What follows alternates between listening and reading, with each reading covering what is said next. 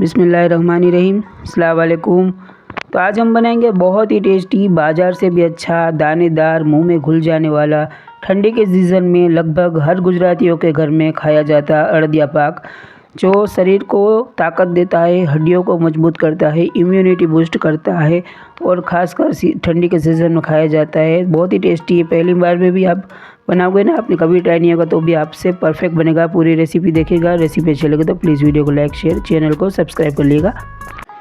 गुजराती अड़दिया पाक बनाने के लिए यहाँ पे मैंने उड़द का आधा किलो दरदरा सा आटा लिया है। ये आपको किसी भी किराना स्टोर में आसानी से मिल जाएगा। तब हमें उसमें धाबा देना है। हमें धाबो दे रो, गुजराती में से बोलते हैं धाबो दे, यानी आप मोइन भी कह सकते हो। तो आधा कप मैंने घी लिया है और आधा कप दूध लिया है।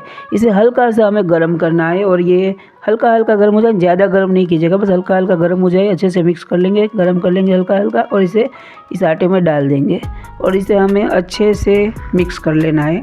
शुरू में चम्मच से मिक्स कर लेंगे और बाद में हाथों से इसे रगड़ रगड़ के हमें मिक्स कर लेना है। इससे क्या होता है, जब आटा हम सेकेंगे ना घी में, तो वो आटा जलता भी नहीं है और अच्छे से सीख भी जाएगा। तो इसे हर आटे के हर कण में हम अच्छे से मिक्स कर लेंगे। देखिए जैसे आप मिक्स करोगे तो हल्का सा कलर भी इसका चेंज हो जाएगा। तो इसे मोइन भी आप कह सकते हो। ये देखिए, आप देख सकते हो हल्का कलर चेंज हो चुका है। तो इसे मुट्ठी में हम बांधें तो बंद हो जाए, ऐसा हमें चाहिए। तो हल्के हाथों से इसे दबा देंगे और इसे 10 मिनट के लिए रेस्ट पे रख देंगे। तो अब 10 मिनट के बाद हम वापस से इस आटे को हाथों से इकट्ठा कर लेंगे।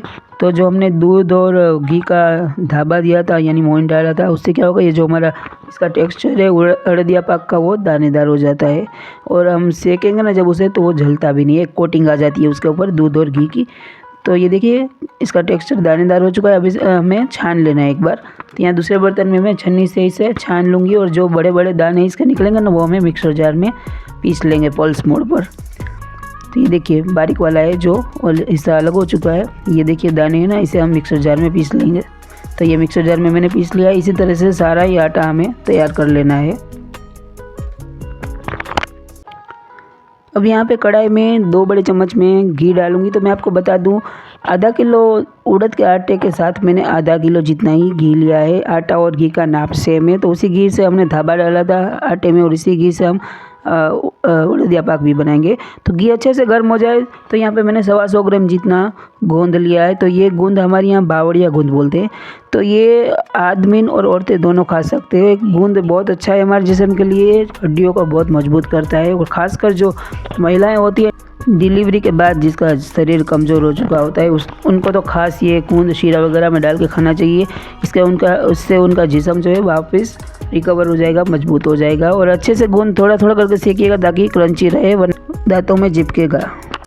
तब उसी बचे हुए घी में हम 100 ग्राम जितना मावा या खोया, जो भी आपको, उसे भी 2 से 3 मिनट लो फ्लेम पर सेक लेंगे। तो मावा ज़रूर डालिएगा। हाँ, मावा डालने से बिल्कुल बाजार जैसा टेस्ट आएगा उड़दिया पाक का। तो इसे सेकने से क्या होता है, इसका मॉइस्चर ख़त्म हो जाता है। तो आप 1 महीने तक स्टोर करके भी रख सकते हो। उड़दिया पाक ख़राब नहीं होगा मावा डालने से। कई लोग डरते हैं कि मावा डालने से ख़राब हो जाएगा, लेकिन नहीं होता। तो इसे अब निकाल लेंगे सीख जाने के बाद। अब उसी कढ़ाई में मैं वापस से 2 बड़े चम्मच घी डाल रही हूँ और जो हमने आटा तैयार करके रखा है धाबा दे के, वो इसमें डाल देंगे और लो फ्लेम पर हमें इसे सेकते रहना है घी डालते हुए। तो टोटल हमने आधा किलो का घी का इस्तेमाल करना है। तो ये जितना घी अभी इसमें हमें मिक्स कर लेते हैं। और देखिए कलर चेंज हो चुका है कि अभी भी ज़रूरत है, तो वापस से 2 चम्मच में डालूंगी। तो ऐसे ही हम घी डालते जाएंगे, आटे को सेकते जाएंगे जब तक आटा जो है हमारा एकदम नरम नहीं हो जाता। तो वापस से 3 से 4 मिनट हुए देखिए, और घी सारा ऑब्जर्व कर लिया है हमारे आटे ने। तो वापस से हम 2 चम्मच घी डालेंगे और बस हमें इसे फ्लेम को मीडियम कर देना है। लो टू मीडियम फ्लेम में हमें आटा इसी तरह से सेक लेंगे। तो मैंने सारा ही घी लगभग डाल दिया है और जैसे जैसे देखिए आटा हमारा सिकेगा, तो अब इसमें से घी रिलीज़ होने लगेगा और जो आटा है हमारा हल्का होने लगेगा। देखिए आप देख सकते हो पहले से आटा हल्का हो चुका है। तब मीडियम फ्लेम पर हम इसे सेक लेंगे कलर चेंज होने तक। जब इसमें से खुशबू आने लगे और इसका कलर चेंज हो जाए, तो आटा हमारा अच्छे से सिक जाएगा, दानेदार हो जाएगा। तो लगभग 22 से 25 minute medium to low flame पर सेकने के बाद आप इसका कलर देख सकते हो। बाजू की स्क्रीन में देखिए एकदम कलर जो है इसका चेंज हो चुका है। आटा मतलब हमारा अच्छे से सिक चुका है। तो अब इसमें ड्राई फ्रूट्स डाल देंगे। तो काजू बादाम मैंने 2-2 टेबलस्पून डाले, आप अपने चॉइस के हिसाब से डाल सकते हो। अब मैंने गैस पे से उतार लिया है इसको, और हमने जो मावा सेक के रखा था वो भी इसमें मिक्स कर देंगे। मावा अच्छे से मिक्स होने के बाद हम इसमें डाल देंगे 1 टीस्पून इलायची पाउडर, 1 टेबलस्पून सूंठ पाउडर और 2 टेबलस्पून उड़दिया का मसाला। ये आपको किसी भी किराना स्टोर में आसानी से मिल जाएगा। तो सूंठ पाउडर डालने से जो है वो सर्दी में हमको राहत रहती है। और उड़दिया का मसाला है, उसमें इतने सारे वसाने होते हैं, यानी इतने उसमें पावर होता है कि आपको इम्यूनिटी बूस्ट करेगा और सामने रोग प्रतिकारक शक्ति में भी मदद करेगा। अब जो तला हुआ गूंद है वो भी हम इसमें डाल देंगे, और गूंद को भी आटे में हम अच्छे से मिक्स कर लेंगे। तो गूंद जो है लास्ट में डालिएगा, बहुत गर्म ना हो तब डालिएगा, वरना चिकना हटा सकती है। तो जो है वो आटा हमें अच्छे से सेकना है, और दूसरा जो है हमें चाशनी इसकी परफेक्ट बनानी है। तो अब यहाँ पे हमें परफेक्ट चाशनी तैयार करनी है। तो 400 ग्राम जितनी मैंने चीनी ली है उसका आधा हम पानी डालेंगे, यानी 200 ग्राम जितना पानी डालेंगे। तो शुरू में फ्लेम लो रखिएगा और अच्छे से चीनी को पिघला लेंगे।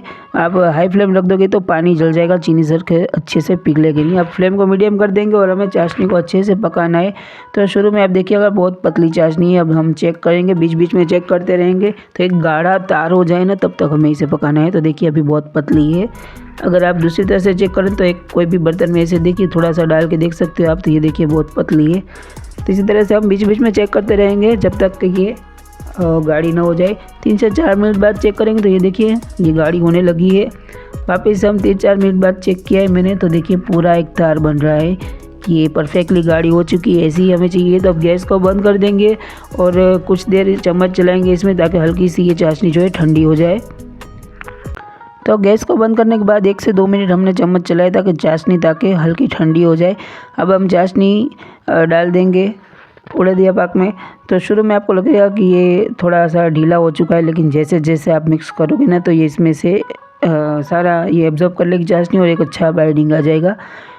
तो देखिए इसमें मैं साथ में 1 टेबलस्पून खसखस भी डाल रही हूँ। फ्लेवर भी बहुत बढ़िया आता है और जिस्म के लिए भी अच्छी है खसखस।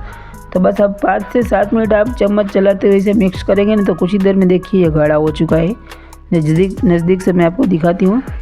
ये देखिए क्या दानेदार हमारा उड़दिया पाक रेडी हुआ है, बहुत बढ़िया तैयार हुआ है और बहुत ही सेहतमंद है ये उड़दिया पाक।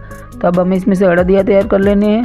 तो आप चाहे तो प्लेट में भी जमा सकते हो, इसके पीस बना सकते हो, लेकिन बाज़ार में जैसे मिलते हैं ना वैसे मुझे तैयार करने हैं। तो छोटा सा लड्डू बनाऊंगी और इसे उड़दिया का शेप दे दूंगी मैं इस तरह से। देखिए ऊपर आप कोई भी ड्राई फ्रूट्स चिपका सकते हो। तो थोड़े से बादाम मैंने रखे थे, उसकी कतरन में इसमें लगा रही हूँ इस तरह से। तो ये हमारे उड़दिया पाक देखिए इस तरह से हम रेडी कर लेंगे सारे के सारे। ये यकीन मानिए बहुत ही सेहतमंद होते हैं, ज़रूर बनाइएगा। तो ये आपको ठंडी से भी बचाएगा, जिस्म को मजबूत करेगा, बीमारियों से भी बचाएगा, बहुत ही सेहतमंद है। ज़रूर ट्राई कीजिएगा ये गुजराती उड़दिया पाक। ये थी आज की रेसिपी। मिलते हैं नई रेसिपी में अगले वीडियो में, तब तक अल्लाह हाफिज़।